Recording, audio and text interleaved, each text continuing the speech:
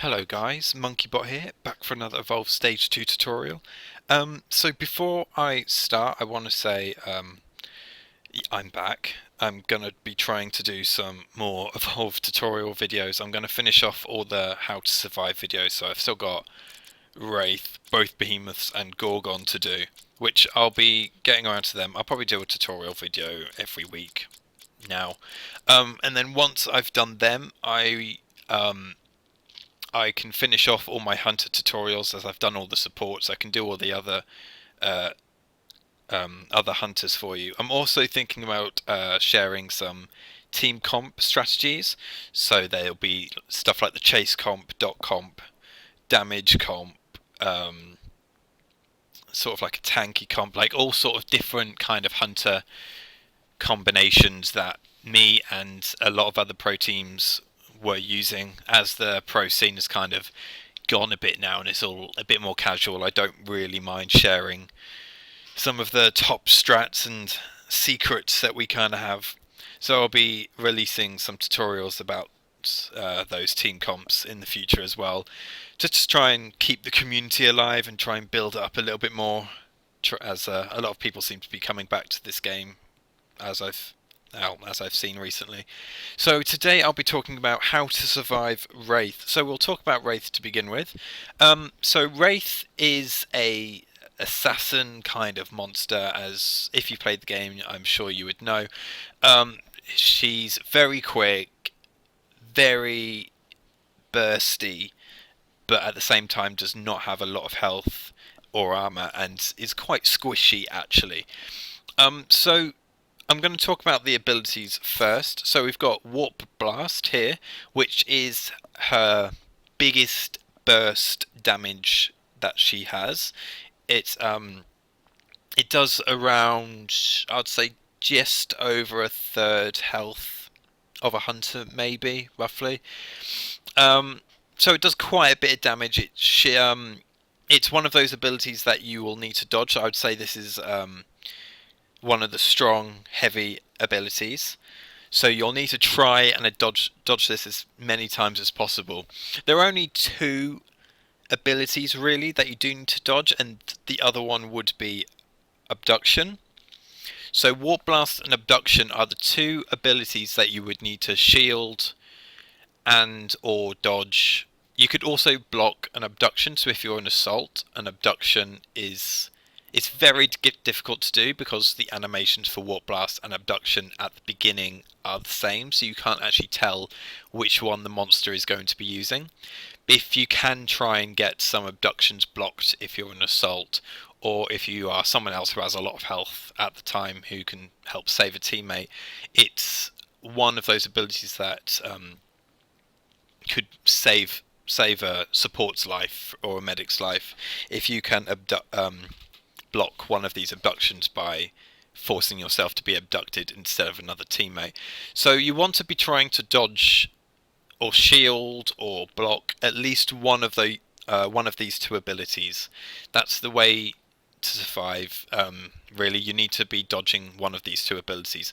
The next one is Phantom. So Phantom is a little AI controlled Wraith, which does melee damage. Honestly, you can just ignore it. If it's targeting the person who's being focused, the assault should be able to just destroy it without even thinking, just by damaging the main Wraith itself. So Phantom will just be destroyed quite easily, and if it's going after another hunter that's not being focused, it doesn't do enough damage anyway. It's more of just a distraction, just to get in the way. Supernova, I feel like Supernova is the one ability that a lot of pub players don't really know how to deal with. The best thing that I would say to deal with Supernova is just go up. Find a cliff, find anything that you can just use your jetpack and just fly upwards. If you just travel to the left or the right, the Wraith can just dash and use her traversal and just keep on damaging, and you can't really dodge it. So the only way to do it is just going up. If you can find a cliff or anything so you don't waste jetpack going up, it's even better, so you can save your jetpack for abduction or warp blast. You could say that if you have if you do go up a wall, the Wraith can just abduct you down and then keep on using the supernova.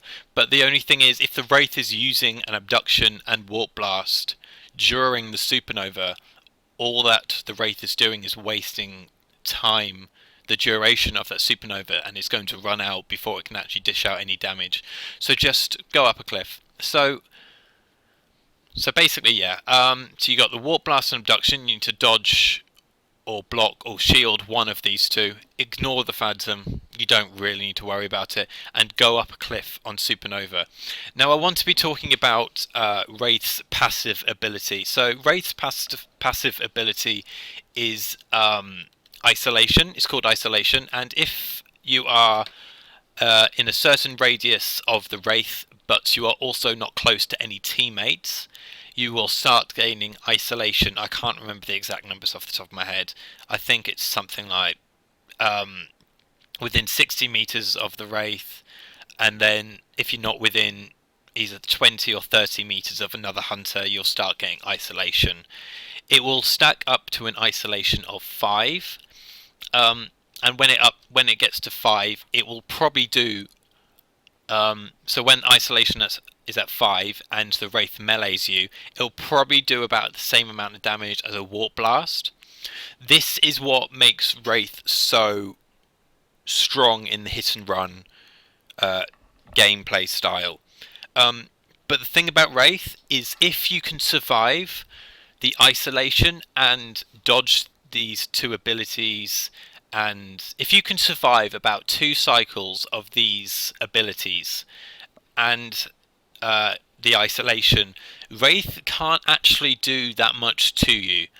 The isolation is a big part of Wraith's kit, and if you can... So, at the beginning of the fight, Wraith is at its strongest. The longer the fight goes on, the weaker the Wraith becomes. So the longer you survive, the harder it is for Wraith to get a strike on you, which is the whole point of the isolation and the hit and run tactic. So if you can survive the first 2 cycles of the abilities, it will be very difficult for Wraith to get a strike. So that is the hardest point of the fight. Right at the beginning is the hardest point. As soon as you survive that, it'll be fine. So I'm going to be talking about the hunters, which are quite good. I don't know what I'm doing. There we go. And so the hunters which are quite good would be Val. Val is quite a good one. She's very good at single target healing, and Wraith has to focus someone. Wraith can't really spread damage very well. So if you, as long as you're spread out, and the Wraith can only really focus one hunter at a time, Val is very good. Rogue Val is okay. She doesn't have a lot of healing for the initial burst, so that may be a place where you struggle with. Laz is risky. Laz can be good or can be bad, but the thing is, because with Laz, the Wraith can hit and run, but then the Wraith will obviously have to then stay and camp the body, which is where you need to deal the damage. So Wraith can work, but at the same time, if the Lazarus has 5 isolation, Laz can go down very quick because he can't heal himself very efficiently. So it's a bit risky, like Laz normally is. Kyra is quite good. Kyra just has good burst healing all around. Yeah, she's a very good, solid medic generally. Quantum Kyra is probably not the best. She can deal with the Phantom quite well, but because of her proton field, she can deal with the Phantom quite well. But apart from that, she doesn't really have the burst damage for the initial fight, so it can be quite risky. Slim isn't very good. Wraith is very mobile, very small, and it'll be hard for the leech gun to hit the Wraith, so you don't really want to be taking Slim versus Wraith. Emmet is quite good. If you combo Emmet with Bucket, it's very powerful against a Wraith because you have that mechanized recharge, which will then weaken the Wraith completely, because the Phantom was then not the Phantom, the isolation was then useless. So Emma, if comboed with Bucket, is very good. Paladin can be quite good. He can definitely heal others very efficiently, but quite similar to Slim, he won't be able to save himself very often. So he's going to have a good defensive support if you're going up against a Wraith with Paladin. So that's the medics. We'll go on to supports. So Hank is very good, because Hank can help survive the first few cycles, like I was talking about earlier. Tech Hank is very good. Tech Hank, I would say Tech Hank out of Sunny probably as well. Tech Hank is a very good counter to Wraith. The reason for this is because of the shield charger. You can basically make the isolation useless. You just give everyone a shield. As soon as the isolation kicks in, the shield will take all the isolation, and all the hunters still have full health. So this counters the isolation completely. Bucket, as I was saying with Emma, Bucket is very good because you can just use the mechanized recharge. Once all the isolations have been... once the Wraith has hit all the isolations and dealt the damage, the mechanized recharge can just reset everything, and then the Wraith has to work even harder to try and get those strikes. Kappa is very good depending on what assault he's paired with, because the Wraith is quite squishy and has a very small health pool. The damage amplifier will just melt a Wraith completely. Sunny is very powerful. Wraith has no abilities really to deal with the shield drone. If you place a shield drone, the Wraith has to then waste a warp blast on the shield drone, which is a waste of his ability, and he needs that ability to take out hunters. So the shield drone is a very good counter to Wraith.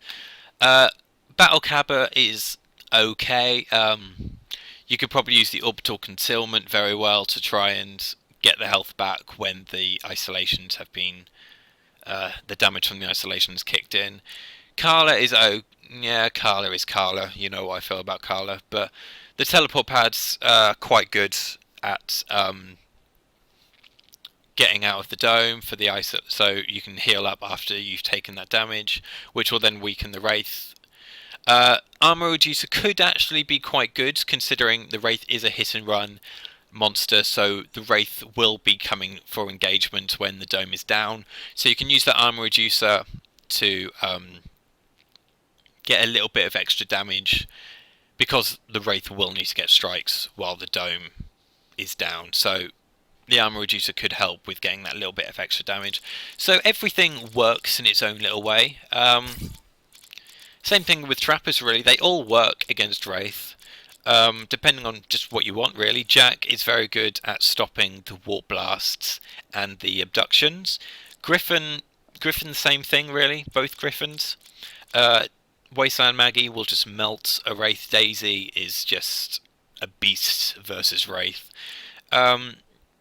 Harpoons for Maggie, yeah, very good. If you want a little bit of extra damage, I would say probably go Crow over Abe. Because of the shotgun and the spreads, you're probably not going to hit every pellet on the Wraith, because it's so mobile and so small, unless you're extremely close, which you don't really want to be with Wraith. So Crow would probably be a little bit better, because you can just keep your distance. So yeah, that's the trappers. The assault is the main thing that you need to think about with the Wraith, because right, Markov is very good. Markov's mines in particular are very strong. The Wraith only has one reliable ability which can destroy the mines, which is the Warp Blast. If you have Abduction and the Wraith abducts through the mines, the Wraith will take the damage. So Warp Blast is the only effective way. You can say that Decoy is also a counter to mines, not Decoy, sorry. Phantom is a counter to the mines, but Phantom is just unreliable, and you don't know where it's going to go. It could go anywhere. It might not even go on the mines that you want the Phantom to go on. So yeah, Markov is a very good pick. Blitz Markov, not so much.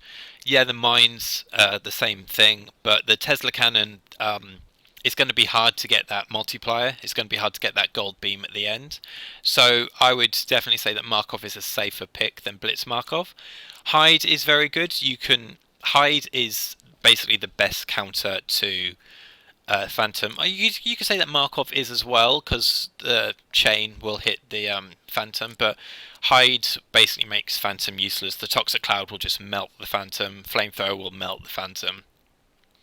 And because of the Toxic Cloud and the Supernova, if you throw a Toxic Grenade on a Wraith that's using Supernova, the Wraith will just melt completely. Parnell, not too much. Parnell relies heavily on headshot damage with the shotgun, and as the head is very small and the Wraith is very mobile, it's quite hard to get those headshots. So Parnell is not as effective as he is with some of the other monsters. Torvald, on the other hand, Torvald can be very good. You can use the mortars on a Wraith that's using abduction and just fire the mortars on where the Wraith lands.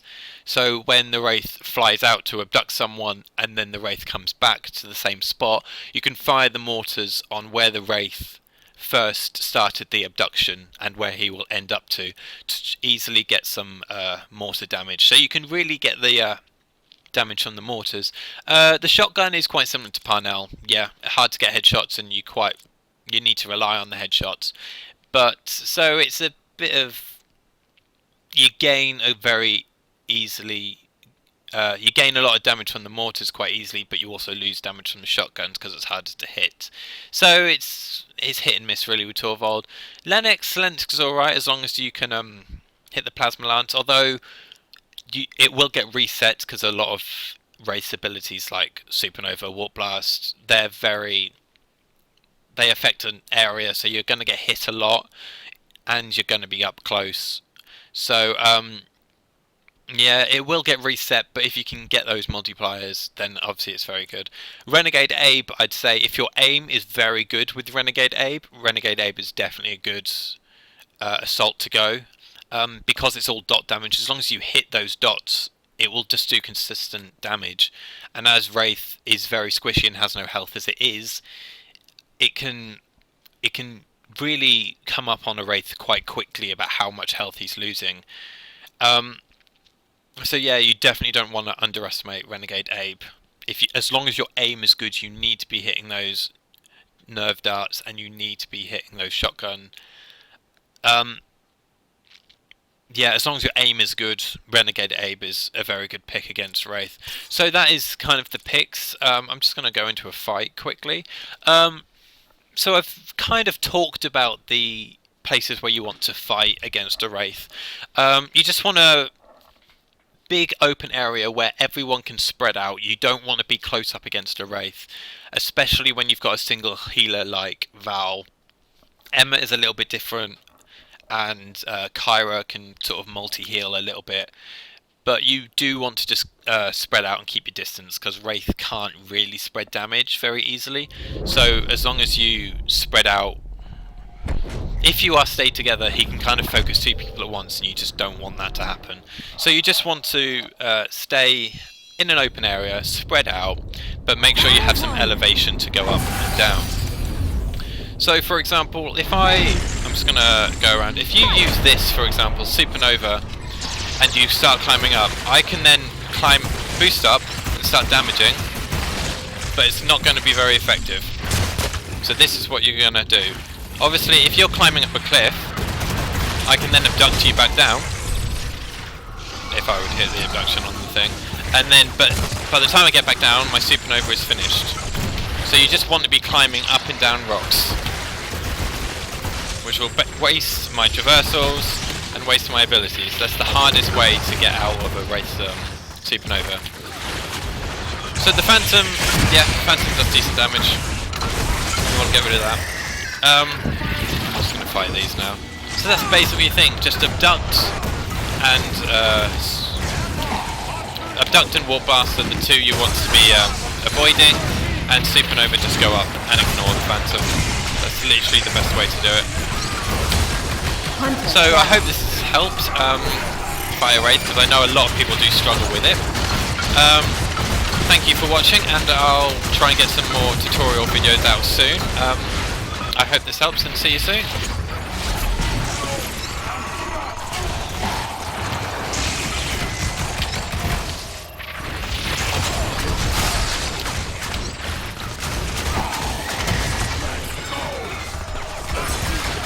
Hunter down.